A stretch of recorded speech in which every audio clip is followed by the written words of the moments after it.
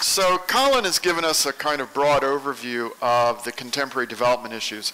I'm going to speak more narrowly about the Korean experience and how it may or may not be applicable to contemporary cases. And then Chalongphab is going to talk about the contemporary case of Thailand. When we were introduced, I noticed that there was a slight inaccuracy in the introduction for myself. It was stated that I was affiliated with the International Food Policy Research Institute. That was true at one time, but it has not been true for some time. I am no longer affiliated with IFPRI, but I am affiliated with the East-West Center. So I actually looked at the bios, and I noticed that the bio for my bio was quite out of date. That's not so important. What's really important is the bio for Chalongphab is quite out of date, and it fails to mention that he was the finance minister. So that's important in terms of the perspective that he is going to be providing later this morning. So I'd urge our hosts to update the bios. All right. So South Korea, where we are, we're here in South Korea. This event is being sponsored by the Korea Foundation, which has brought people from all over the world here to discuss these very important economic issues. And South Korea is arguably the premier development success story of the last half century. In 1963, South Korea was poorer than Ghana. Now it is richer than Greece, richer than Portugal, some other Southern Europe, New Zealand, a variety of countries. So extraordinary period of a sustained economic growth here in South Korea. But arguably, the political development here has been even more spectacular. In a period of 10 years, South Korea went from a military dictatorship to an elected but hand-picked military successor, to an elected civilian president, to an elected political dissident. So from a dictator to a dissident in 10 years. That stands in absolute and complete stark contrast with the northern half of the Korean Peninsula, which experienced the worst peacetime, one of the worst peacetime famines in history, and remains mired in this kind of Stalinist dynasty, which is now in its sort of third generation of succession. So the Korean story over the South Korean story over the last 50 years has been absolutely extraordinary. And it is quite understandable why there is a kind of missionary zeal here in South Korea today, understandably proud of these incredible achievements and wanting to both inform the world about these achievements, but also to help the world in the sense of helping other countries achieve these really quite extraordinary gains and achievements that South Korea has experienced. So Colin has already gone over what the Seoul Development Consensus is, so I'm going to skip that. And I'm simply going to go to the issue of whether the outcomes that we observe today here in Korea, whether that model is likely to be portable, or to the extent that it's likely to be portable. And it's a bit ironic, because I'm going to argue that Korea is special. And my friend and colleague here in this seminar, Lee Jong-hwa, who I think will speak later today, he argues with me that, no, Korea is not special, that anybody can do what Korea does. So it's funny, in a way, to have the outsider saying, no, really, you're unique. And the Koreans say, no, really, we're like anybody else. You can do it, too. So why do I say Korea is unique? And I'm going to give you an argument about reasons for skepticism about the reproducibility or the portability of their Korean experience to other countries today. And that argument is going to revolve around three unique and probably irreducible or irreproducible starting points. The first of these has to do with the very unique situation in Korea in the 1950s following the Korean War. I probably should have made a PowerPoint, but I'm too lazy. So if you turn to page 63 in your book, you'll see a table. And the table gives the level of per capita income and an index of human capital for the mid-1950s, which is about as far back as you can push the data, and that's all the countries that one can collect the data for in that table. And it's the period, it coincides with the period immediately following the Korean War, which is kind of the starting point of the Korea success story. And what we see is, at that time, in the mid-1950s, Korea had the world's third highest ratio of human capital to contemporary per capita income. Why is that the case? Well, there had been a fair amount of human capital development in Korea in the first half of the 20th century. There's a variety of evidences you can point to on that score. But then Korea experienced the Korean War, which was a war which involved the two armies traversing the entire length of the peninsula effectively twice. What that did was completely destroy the capital stock. So in 1950s, you had a relatively educated and socially capable population, but no capital. Well, it is much easier to accumulate physical capital than human capital. Human capital takes about 20 years to produce. And once you produce it, it hangs around in the economy for about another 40 or 50 years before you can scrap it. Physical capital, by contrast, you can accumulate very quickly, and you can scrap it quickly as well. So the vintage and the technology embodied can constantly be updated.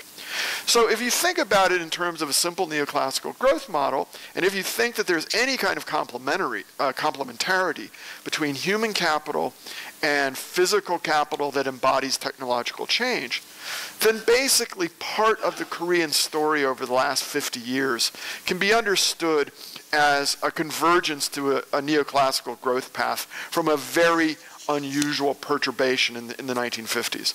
So basically, a lot of human capital, very little physical capital. Well, you can accumulate physical capital quickly, and the economy is going to grow. So in some sense, it's simply a neoclassical growth story, convergence from a very unusual starting point. Second thing is the nature of the factor endowments here in Korea. And if you turn to page 64 of your book, you'll see a couple of charts. Now, you know, if it's going to be a real economics talk, you have to have at least one incomprehensible chart, and I've given you two. You know, I want to earn my pay from the Korea Foundation. And what do these charts show? What this is a projection of 3 dimensions onto 2 dimensions. And what it illustrates is the factor endowments for many countries in the world, including Korea, in the mid-19 or late 1960s, which is, again, as far back as you can push the data. You'd like to push it further if you could.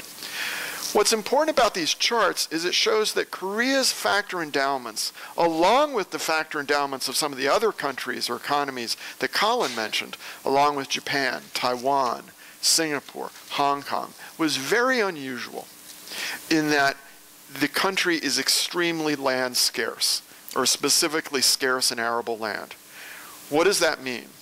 That means that a country that is very land scarce, like South Korea or Taiwan, is likely to begin manufacturing activities at an earlier stage of development, at lower levels of per capita income than, say, a more natural resource abundant economy like Thailand or Brazil, where income is being generated due to these natural resource endowments.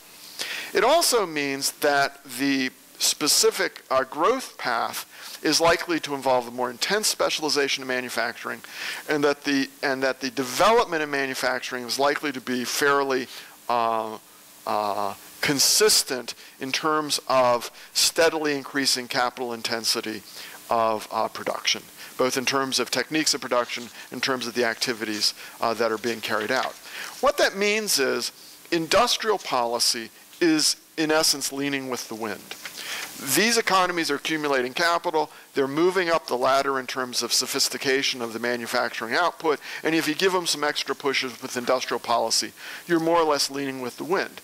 Again, that's a different story than trying to foster manufacturing activities in economies with really different sets of endowments, in which, in some sense, you're really going against the wind, or to a greater extent, you're sort of going uphill.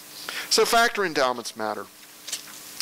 The third unusual starting point relates to land reform.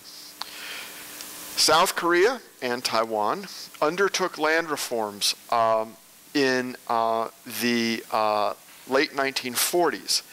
In both cases, those land reforms were undertaken by governments which, for differing historical reasons in the two cases I mentioned, had very little connection to the landlord class, and indeed were being supported by the U.S. military, and in the case of South Korea, it was actually a period of U.S. military occupation. So you have governments without a great deal of ties to the landlord class who undertake comprehensive land reform. Why is that important? In both of these economies, it established a kind of what we now in modern parlance would call inclusive growth. What 20 years ago was called growth with equity.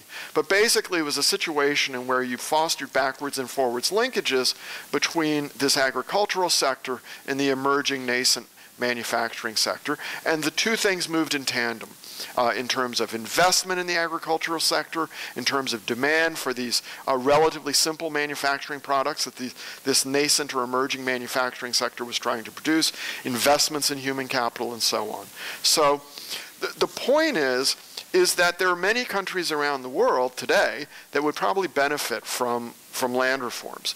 But it's much more difficult for a government in what one might call normal circumstances, surely a democratically elected government, to do the kind of land reforms that we saw in South Korea and in Taiwan. Both cases also, I should mention, undertaken in the context of rivalry with rival communist states that had done land reforms. So the North Koreans did a land reform, South Korea emulated.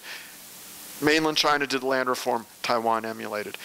It's much more difficult to imagine any democratically elected government generating the political capital in, say, the Philippines or India or many other countries that do the sorts of land reforms that were carried out here. So while in broad terms, the experience of South Korea over the last 50 years is comprehensible, in some ways, it's a little deceptive, because South Korea in some ways was really deceptively poor in the 1950s. There was actually considerable more social capability to build upon than a comparable economy at the same level of per capita income at that time.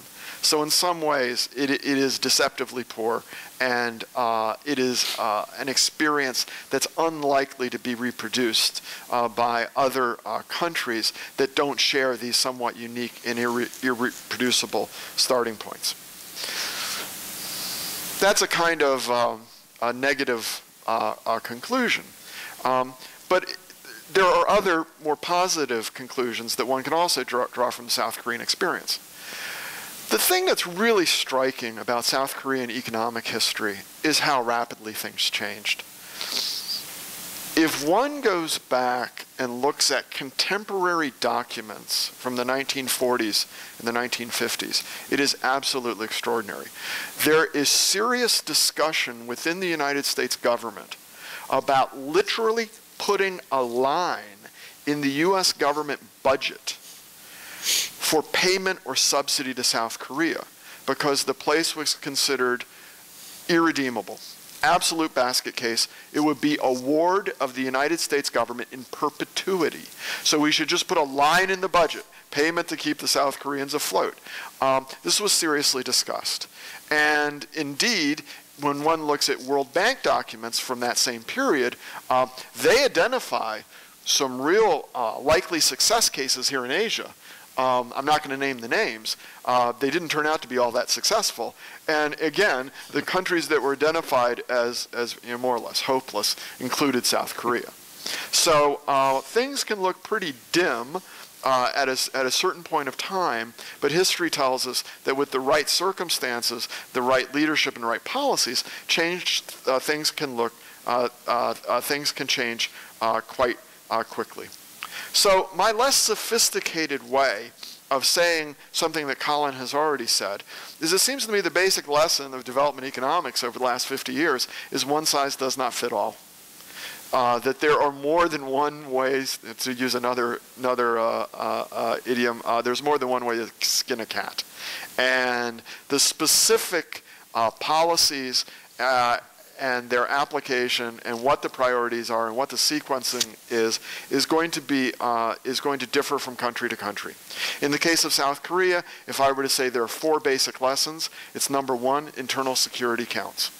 If you don't have internal security, it's going to be very hard to have economic development. And while South Korea has existed under quite real external security threats since its founding in 1948, internal security has actually been quite good here. Secondly, education matters. And in some sense, it may not have immediate payoffs. One of the things is often discussed is the role of foreign aid in the case of South Korea's economic development. And indeed, foreign aid was very large share of the economy in the government budget back in the 1950s and even into the early 1960s. That aid, there are some things that aid financed and some things it didn't. One of the things it did not finance was primary education. One of the things it did finance, however, was education abroad for a elite cohort, many of whom did not immediately return to South Korea. It would not be obvious if one had done a financial calculation in, say, 1965, that expenditures on the training, much of it done in the United States, of this group of people had a very high payoff for the South Korean economy. But eventually, many of those people did come back, and they played an important role both in building up the technical capability of the private sector. They also played an important role as being technocrats within the South Korean government. So education counts, and it counts in many dimensions. Third, as I've argued, factor endowments and geography matter. I mean, there is something to be said for those basic facts of life.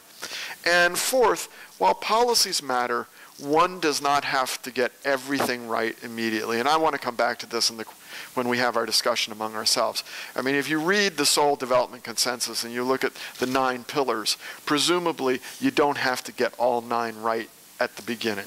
And so it seems to me the issue is to identify what are the salient constraints, what are the most binding constraints, attempt to formulate policies to relieve those constraints where you're likely to get the biggest payoff, and then implement those policies to actually relieve those constraints. And then once you start to open up those constraints, you can start to go down through the list and see what the next set of binding constraints are and try to address those.